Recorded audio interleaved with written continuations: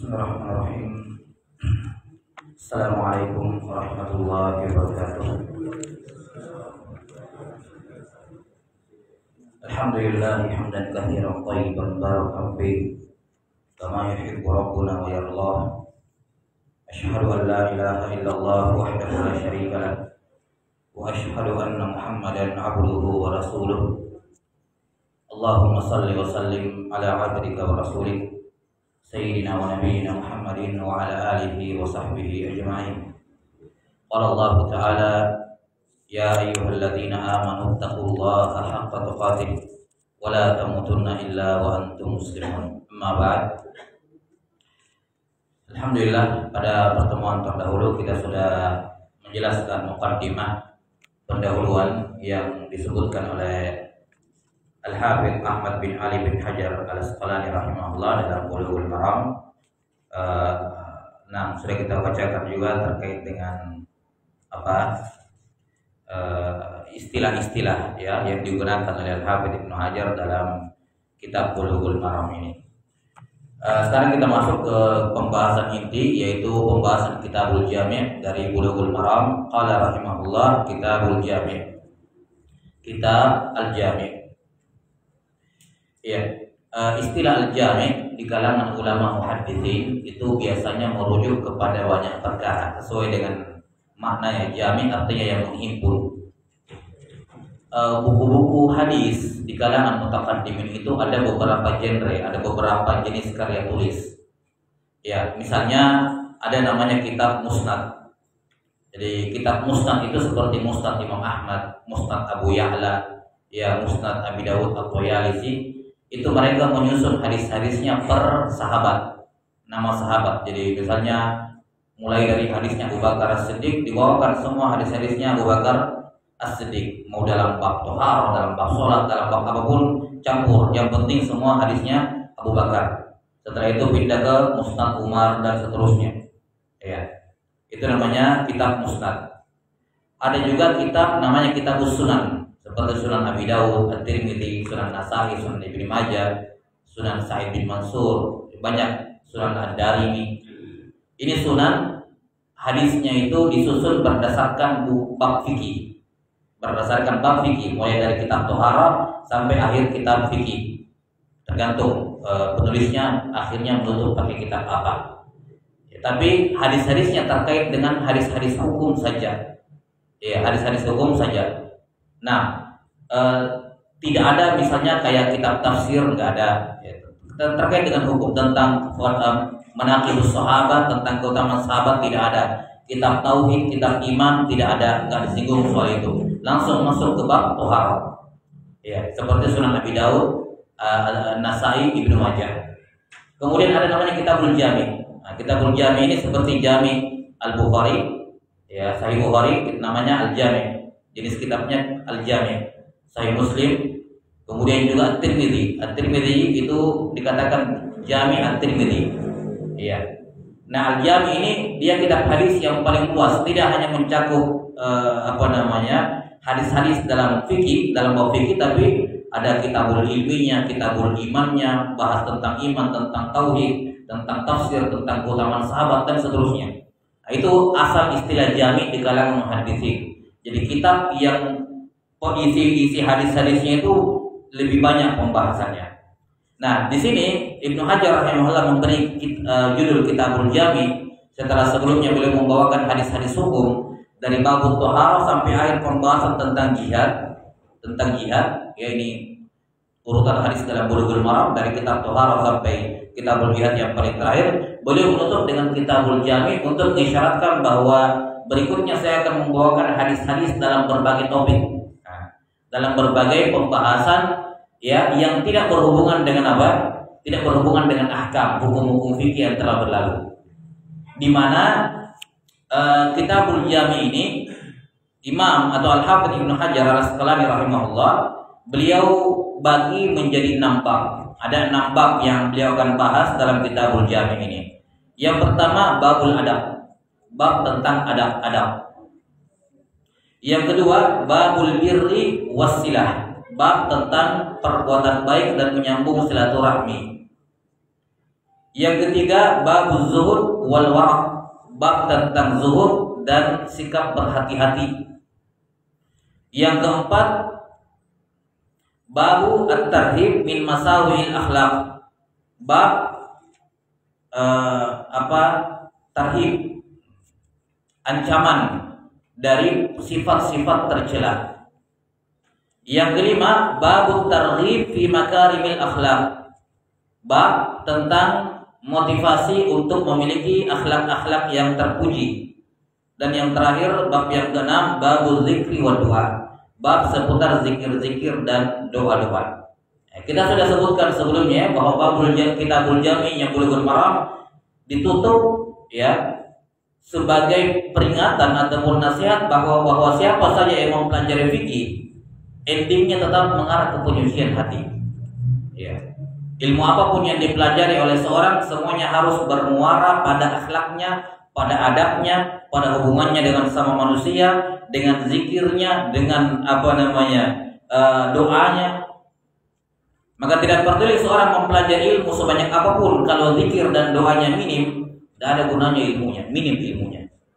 Kurang berzikir kepada Allah, kurang berdoa kepada Allah, terhitung pakai jari doanya kepada Allah. Dan peduli dia bagaimanapun banyaknya ilmunya, minim manfaatnya. Demikian pula dia belajar banyak tapi akhlaknya kepada sama manusia tidak beres, ya, banyak musuhnya di mana-mana, ya. Nah, kemudian tidak memiliki akhlak yang baik, ini juga.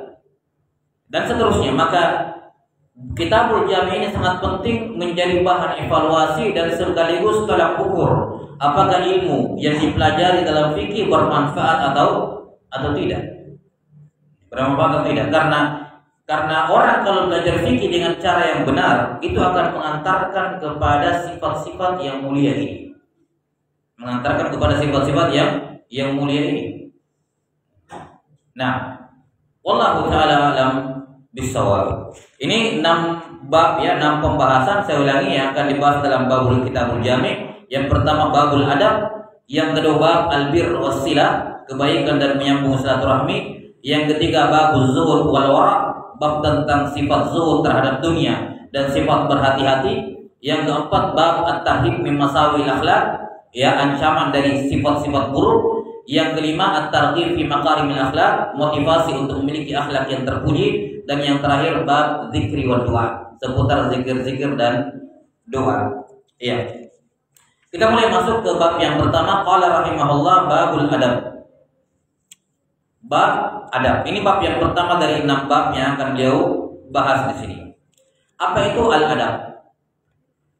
Al-adab secara istilah syariat adalah ma humida syar'an au urfan. Ya. Kullu atau ma humida syar'an au urfan. Adab adalah segala sesuatu yang terpuji baik dari kacamata syariat maupun urf, kebiasaan di tengah masyarakat. Ini definisi adab. Ya. Jadi adab, kalau dikatakan seorang itu memiliki adab, yakni kalau dia melakukan suatu perbuatan, suatu ucapan, suatu amalan yang terpuji baik oleh syariat maupun oleh kebiasaan di tengah masyarakat.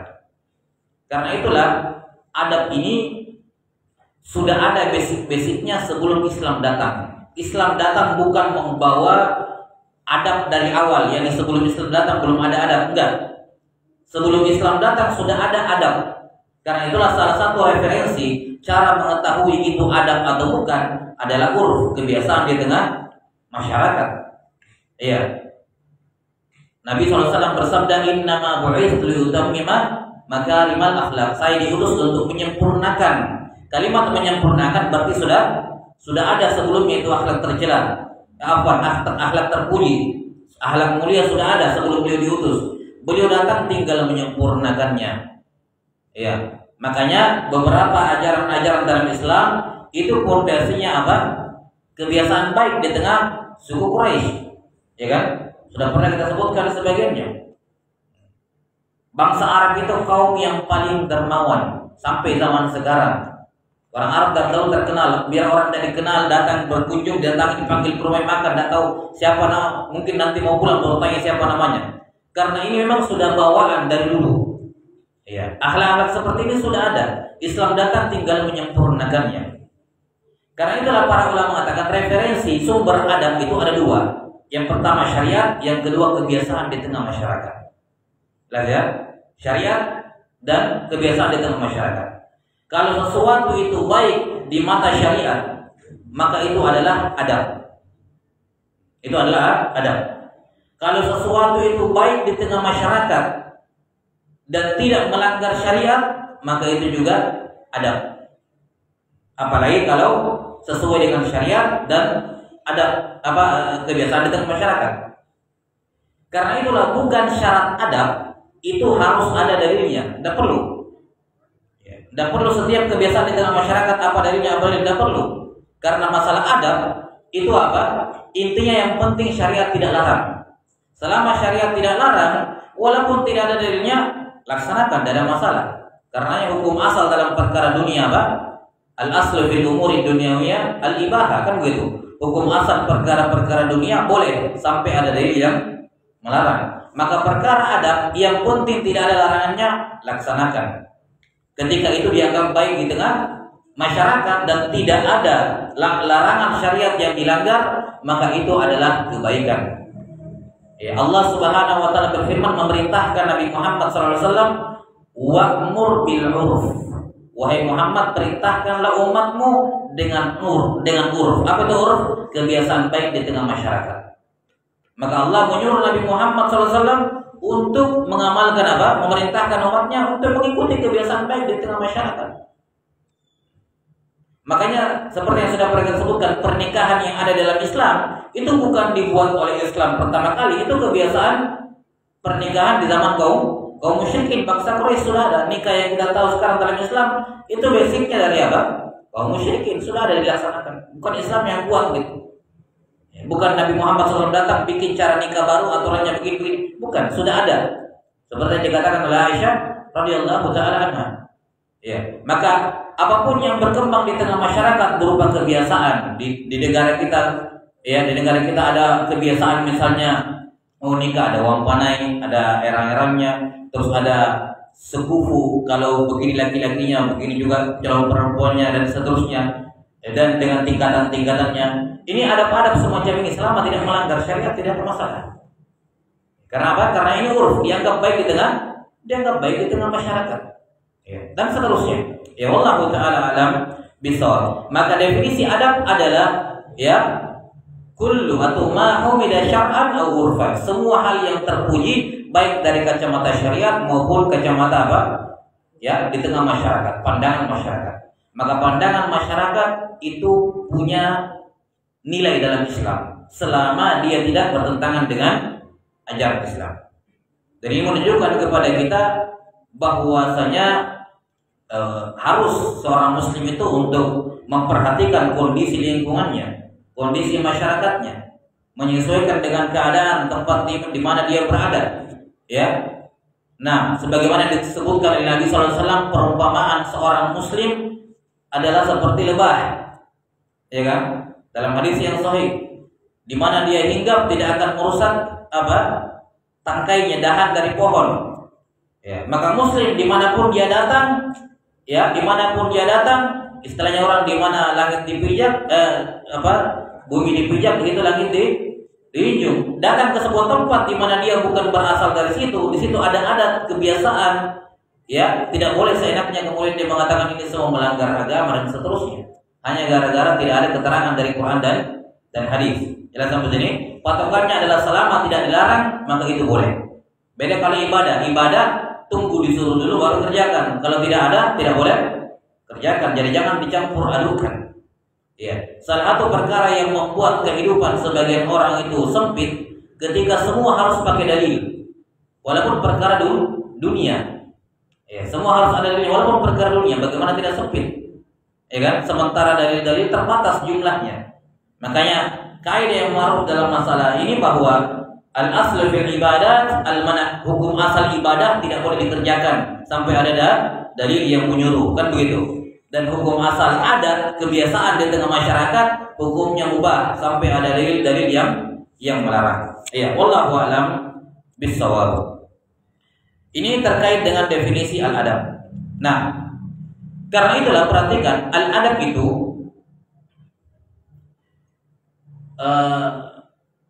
apa istilahnya? Orang itu dalam masalah adab cuma dua. Imma dia orang beradab atau ada orang tidak beradab, cuma dua saja. Ya, imma dia beradab atau niradab atau biadab, tidak beradab, kan begitu. Tidak ada istilahnya dalam Islam ini kurang adabnya, ya, kurang adab itu. Imma kamu beradab, atau kamu tidak beradab, itu saja. Walaupun adab tentunya macam-macam. Mungkin dia beradab di bidang ini, di masalah ini, tapi dia tidak beradab di bidang di dalam masalah yang lain gitu. Ya. Jadi karena pilihannya cuma dua, imma kamu beradab atau kamu tidak beradab di situ. Dan tugas sebagai seorang muslim adalah menjadikan dirinya sebagai orang yang beradab pada setiap permasalahan dalam kehidupannya. Wallahu a'lam bissawab. Asal dari masalah adab ini adalah firman Allah Subhanahu wa taala dalam surah Al-Imran ayat 159. Firman Allah taala, "Fa bima rahmatin minallahi lintalahum wa la kunta faddan ghalidhal qalbi lam faddu min hawlik." Allah taala berfirman, dengan sebab hanya dengan sebab rahmat Allah kamu wahai Muhammad bisa lemah lembut kepada mereka. Seandainya engkau keras kepala, ya, keras hati, ya, kepada mereka, niscaya mereka akan menjauh dari sekelilingmu. Ya. Dan juga Allah Taala berfirman memuji Nabi Muhammad SAW, wa innaka la'ala khuluqin azim. Sungguh engkau berada pada akhlak, yakni sifat yang sangat agung. Ya. Nah, ini sebagai pengantar terkait dengan definisi al-adab. Qala rahimahullah, membawakan hadis yang pertama dalam bab ini, an Abi Hurairah radhiyallahu anhu annahu qala Rasulullah sallallahu alaihi wasallam, haqqul muslimi 'alal muslimi sittun, idza laqitahu fasallim alaihi, wa idza da'aka fa'ajibhu, wa idza stansahaka fansahhu, wa idza aqasa fahamidallaha fashammithu, wa idza marida fa'udhu, wa idza mata fattabi'hu. Rawahu Muslim. Dari sahabat Abu Hurairah radhiyallahu taala beliau berkata, Rasulullah sallallahu alaihi wasallam bersabda. Iya. Abu Hurairah radhiyallahu ma'ruf, ya, salah seorang sahabat Nabi sallallahu alaihi wasallam yang masuk Islam pada perang Khaybar. Ya, perang Khaybar itu sekitar tahun ke-6 Hijriah, 6 atau 7 Hijriah. Ya, karena itulah beliau bersahabat dengan Nabi SAW hanya 4 tahun. Ya, pada tahun ke-6 Hijriah perang Khaybar.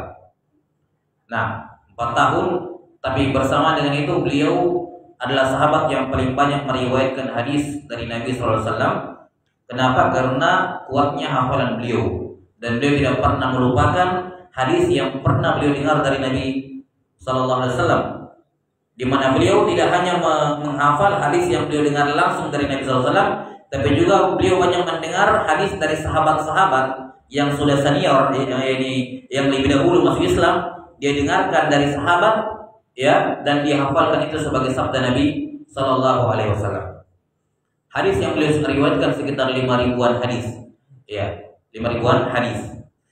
Terkait dengan nama beliau, Imam Al-Bukhari rahimahullah atau Imam Nawawi rahimahullah menyatakan namanya adalah Abdurrahman ibn Hurmuz, seperti yang Nawawi sebutkan dalam Arba'in Nawawiyah, Abdurrahman bin Hurmuz. Dan sebagian menyebutkan nama beliau selain daripada itu. Ya.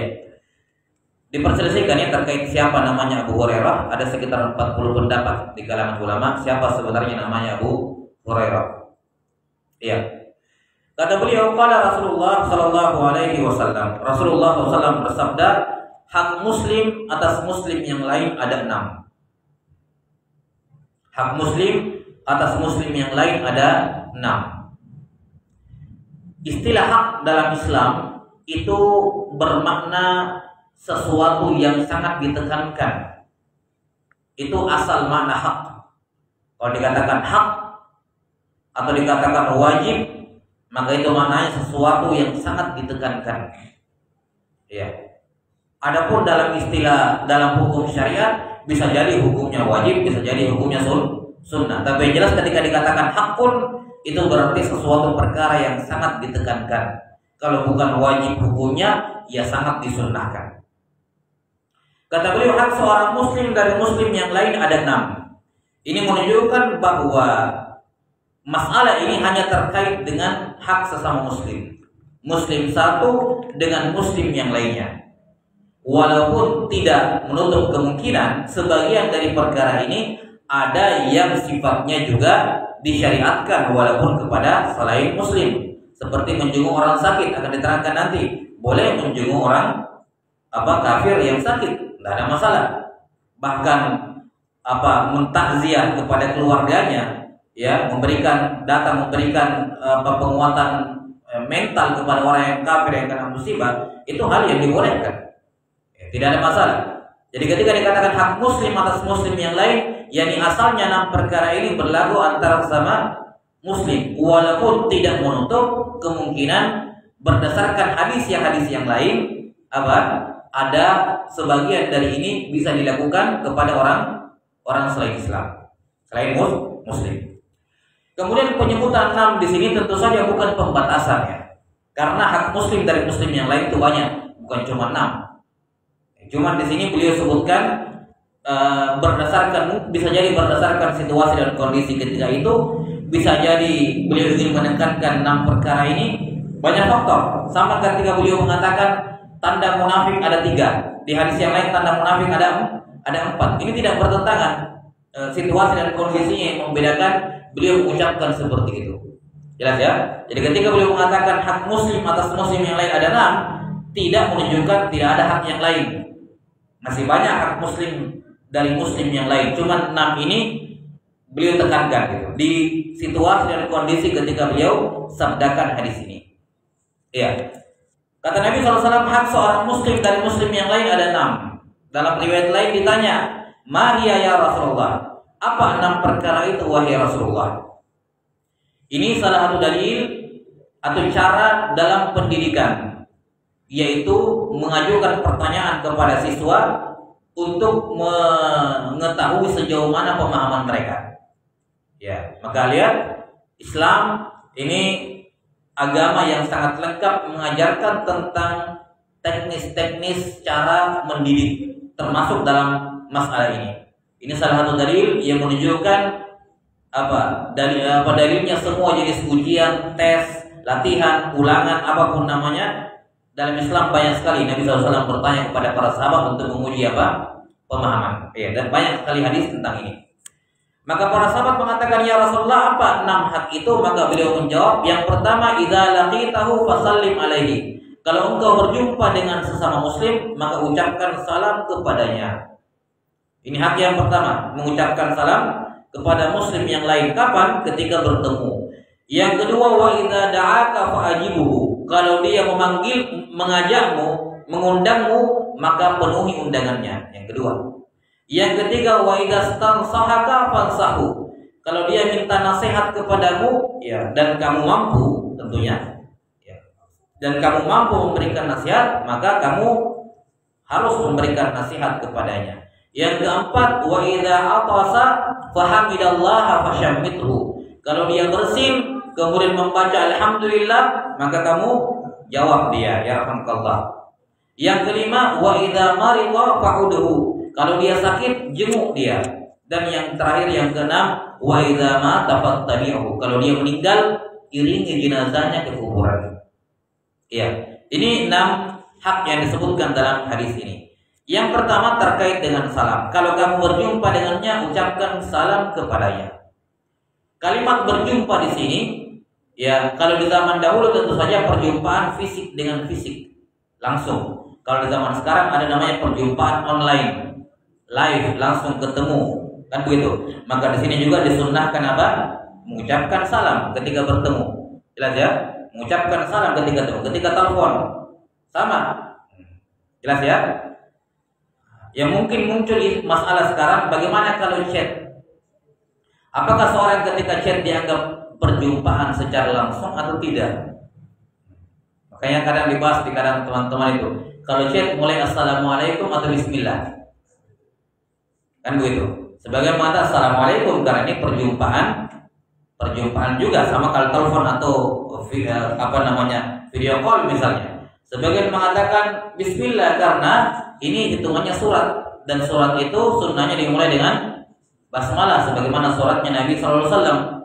Ya, kalau ini sih masalahnya sama kalau kita bilang tidak perlu kita bahas yang mana ya, yang salah yang langsung to the point, ya kan, langsung tidak ada angin, tidak ada hujan, pinjam dulu, kan begitu. Jadi terserah mau pakai basmalah ya silakan, mau pakai assalamualaikum juga, artinya sudut pandang masing-masing adalah gitu ya, ada. Ya. Nah, jadi intinya ketika bertemu ucapkan salam kepadanya. Nah, apa hukum mengucapkan salam di sini? Mengucapkan salam di sini kata para ulama sunnah kifayah. Mengucapkan salam ada hukumnya sunnah kifayah. Apa itu sunnah kifayah? Kalau kamu sendiri ya disunnahkan kamu mengucapkan salam kepada orang. Tapi kalau saya berdua bertiga datang kepada menemui seseorang, bertamu ke rumah seseorang, saya berdua atau bertiga, salah seorang di antara kami yang mengucapkan salam, maka sudah menggugurkan sunnah dari yang lain. Tidak usah tiga datang, tiga-tiganya bilang assalamualaikum saja. Ya, walaupun boleh, tidak ada masalah dia mereka mengucapkan sunnah, tapi ini hukumnya sunnah kifayah, sama seperti fardu kifayah. Kalau sudah ada yang kerjakan salah satu, maka apa? Sudah menggugurkan tuntutan dari yang lain. Itu maknanya sunnah kifayah. Jadi mengucapkan salam hukumnya adalah sunnah kifayah. Ya. Dan ada beberapa amalan yang hukumnya sunnah kifayah yang disebutkan oleh para ulama. Baik, kalau kamu berjumpa dengannya, yakni dengan seorang muslim, maka ucapkan salam kepadanya. Ini berlaku hanya untuk seorang muslim. Adapun ketika bertemu dengan orang yang bukan Islam, maka dilarang untuk memulai mengucapkan salam kepadanya. Ya, la tabda'u al-yahuda wan nasara bis salam. Jangan mulai mengucapkan salam kepada Yahudi dan Nasrani, karena salam ini doa, ucapan keselamatan, dan mereka bukan orang yang selamat. Ya kan begitu. Ya. Maka tidak boleh memulai. Karena itulah kalau misalnya muncul pertanyaan, bagaimana kalau yang di ujung telepon saya tidak tahu muslim atau bukan? Ya. Jelas ya? Bisa jadi dia muslim, saya sunnah mengucapkan, bisa jadi dia bukan muslim dan saya terjatuh dalam apa? Larangan. Maka saya buka pakai salam atau tidak? Di sini ada kaidah, ketika dalam suatu amalan berkumpul dalil yang bertemu dalil yang membolehkan dan dalil yang melarang, maka didominankan sisi larangan. Karena ini kaidah penting. Ketika bertabrakan dalam suatu amalan, ada kemungkinan itu sunnah, ada kemungkinan itu dilarang, maka didominankan sisi larangan. Jadi kalau kita misalnya menelpon ke orang yang atau tempat-tempat publik, pelayan publik yang biasanya yang mengangkat itu belum tentu muslim, maka tidak disunnahkan dia memulai dengan salam. Kalau ada kemungkinan apa? Kemungkinan besar yang mengangkatnya bukan orang Islam misalnya. Ya, wallahu taala alam bissawab. Nah, kemudian masalah berikutnya, dan sebelumnya hukum sunnah kifayah ini mengucapkan salam ini berdasarkan ijma sebagaimana yang dikutip oleh Ibnu Abdul Bar rahimahullahu taala. Ya. Masalah berikutnya, ketika dua orang muslim bertemu, siapa yang lebih dahulu mengucapkan salam? Karena dikatakan kalau kamu berjumpa, saya berjumpa dengan dia juga bilang saya berjumpa sama dia. Nah, siapa yang duluan mengucapkan salam? Di sini terdapat rincian dalam sejumlah riwayat. Misalnya para ulama mengatakan bahwa yang muda lebih duluan mengucapkan salam kepada yang tua, karena hak orang tua lebih berhak untuk dihormati. Maka yang muda mengucapkan salam kepada yang lebih tua. Apalagi termasuk di dalamnya dalam hal umur, dalam hal ilmu, murid duluan mengucapkan salam kepada guru. Dalam hal berkendaraan, yang lebih bagus kendaraannya yang duluan mengucapkan salam kepada yang kurang bagus kendaraannya, atau yang naik kendaraan lebih dahulu mengucapkan salam kepada yang berjalan kaki. Kalau rombongan, ya, maka yang lebih sedikit rombongannya mengucapkan salam kepada yang lebih banyak rombongannya. 2 ketemu dengan 3 berpapasan di jalan. Maka yang sunnah mengucapkan salam lebih dahulu yang 2. Kenapa? Karena yang lebih banyak punya hakul jamaah. Mereka lebih banyak, gitu ya. Mereka punya hak. Jadi yang lebih sedikit mengucapkan salam kepada yang banyak. Perhatikan, ini adab. Jelas ya? Ini apa? Ini adab. Sama juga orang yang datang ke rumah, dia mengucapkan salam kepada pemilik rumah. Ini namanya apa? Hak. Karena itulah para ulama mengatakan jangan haknya orang diambil. Jangan misalnya anak murid yang lebih muda ketemu dengan guru atau yang lebih tua, gurunya duluan mengucapkan salam. Ya, itu mengambil haknya orang. Jelas ya? Mengambil haknya. Tunggu ketika berpapasan dekat, kira-kira dia tidak mengucapkan salam, berarti dia tidak pakai haknya, baru diambil. Yang naik sepeda dengan jalan kaki, jangan yang jalan kaki mengucapkan salam kepada yang naik sepeda. Tunggu dekat, kira-kira dia tidak salam, baru diambil haknya. Demikian seterusnya. Jelas sampai sini? Baik. Nah, kalau sama-sama sendiri, ya, sama-sama sendiri, umurnya sama-sama jalan kaki, jelas ya? Maka ketika status keduanya sama, siapa yang lebih dulu mengucapkan salam? Kata Nabi SAW apa? Wa khairuhuma may yabda'u bisalam. Yang terbaik di antara keduanya yang lebih dahulu. Nah, ini kalau sama tingkatannya tadi semua. Tapi kalau ada perbedaan, perhatikan haknya orang. Jangan diambil haknya orang yang berhak lebih dahulu mengucapkan salam. Ya. Nah, dari sini kita bisa mengetahui kalau orang menelpon yang mengucapkan salam, yang menelpon bukan yang menerima telepon. Ya. Kita kan ditelepon nih, orang datang ke rumah kita, bukan kita bilang assalamualaikum, siapa di luar, kan begitu? Bukan. Nah, aturannya kan begitu ya. Itu haknya orang di luar mengucapkan salam kepada yang punya rumah. Jadi kalau kita ditelepon, tunggu saja dia bilang assalamualaikum. Kalau tidak, baru kita pakai haknya. Ya, baru kita pakai. Jelas ya? Jangan kita angkat, kita bilang assalamualaikum, orang dia punya hak. Kan begitu. Sunnahnya seperti itu. Baik, wallahu taala alam bissawab. Ya, ini terkait dengan hak yang pertama atau adab yang pertama di sini adalah mengucapkan salam. Di sini kata Nabi SAW, kalau engkau berjumpa dengannya maka ucapkan salam kepadanya.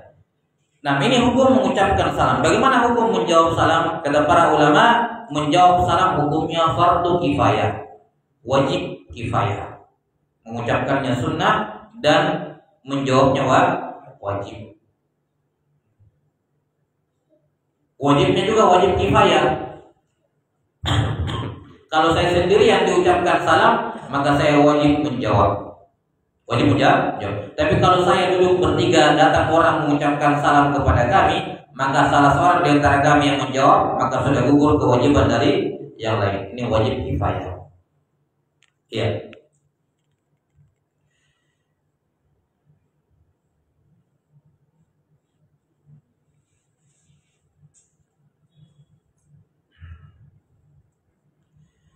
Kemudian dalam menjawab seperti yang disebutkan oleh firman Allah Ta'ala, wa idza huyitum bi tahiyyah fahayyu bi ahsana minha aw rudduha. Kalau engkau diucapkan disampaikan kepada mengucapan keselamatan, penghormatan, maka balaslah dengan yang lebih baik atau yang sama. Maka kalau seorang mengucapkan assalamualaikum, maka minimal waalaikumsalam yang sama, atau lebih baik waalaikumsalam warahmatullah, atau waalaikumsalam warahmatullahi wabarakatuh, dan seterusnya. Jadi kalau dia mengucapkan assalamualaikum warahmatullah, ya balasannya assalamualaikum warahmatullah yang sama atau ditambahi wabarakatuh. Nah, ini terkait dengan menjawab. Kemudian ini adalah salah satu tempat di mana amalan sunnah lebih afdol dibandingkan amalan wajib. Di mana-mana kan kaidah dasar yang dalam Islam, ibadah wajib selalu lebih utama dibandingkan ibadah sunnah. Kan begitu. Kenapa? Karena wajib lebih besar pahala dibandingkan sunnah. Tapi ada beberapa pengecualian dalam hukum Islam itu. Amalan sunnah lebih afdal dibandingkan amalan wajib. Salah satunya masalah salam. Lihat ya.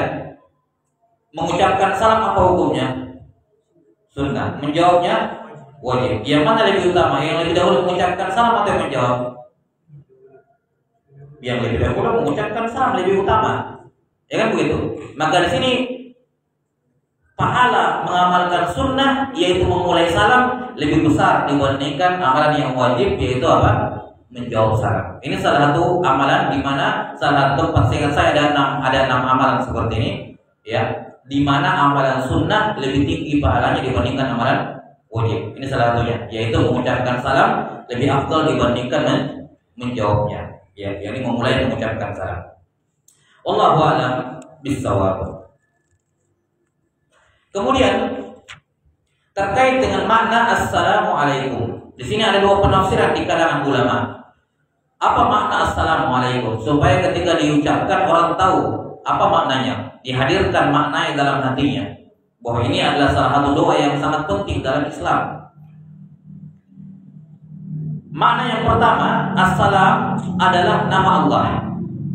Salah satu nama Allah apa? Al-Qudusus Salamul Mu'min. Assalam. Sehingga makna assalamualaikum, semoga Allah assalam senantiasa menyertaimu, senantiasa menjagamu, senantiasa bersamamu dan seterusnya. Itu makna assalamualaikum. Kemudian sebagian ulama mengatakan makna assalam di sini adalah assalamah, keselamatan. Ya, ini yang kita tahu rata-rata kan, assalamualaikum artinya semoga keselamatan senantiasa untukmu, gitu, tercurah atasmu. Cuman kalau kita maknakan dengan makna yang pertama lebih bagus dan lebih luas. Semoga Allah assalam senantiasa bersamamu. Itu kalau Allah sudah semuanya, bukan cuma keselamatan yang kamu dapat, semuanya. Kalau Allah bersama dirimu, menyertaimu, maka semuanya kamu dapat. Makanya memaknai assalamualaikum dengan Allah assalam bersama kamu, senantiasa melindungi bersamamu, itu lebih apa? Lebih luas cakupannya, lebih banyak maknanya dibandingkan diartikan dengan keselamatan. Karena keselamatan ya selamat toh gitu. Tapi kalau dikatakan Allah assalam bersama kamu, oh itu luas sekali, semua kamu dapat. Ya, ini 2 penafsiran yang disebutkan oleh ulama terkait dengan ucapan assalamualaikum. Wallahu taala a'lam bissawab. Saya kira ini beberapa masail terkait dengan masalah assalam. Salam. 2 menit. Baik. Ada pertanyaan sampai sini? Silakan. Coba kita jawab saja. Kalau berpisah tetap diucapkan. Kalau berpisah, kalau mau berpisah juga disunahkan mengucapkan salam. Bahkan kalau terpisah oleh sesuatu pun ketemu salam lagi. Misalnya kayak di sini ketemu habis wudu, satunya lewat luar, satunya lewat dalam, ketemu lagi di luar, sunnah lagi mengucapkan salam.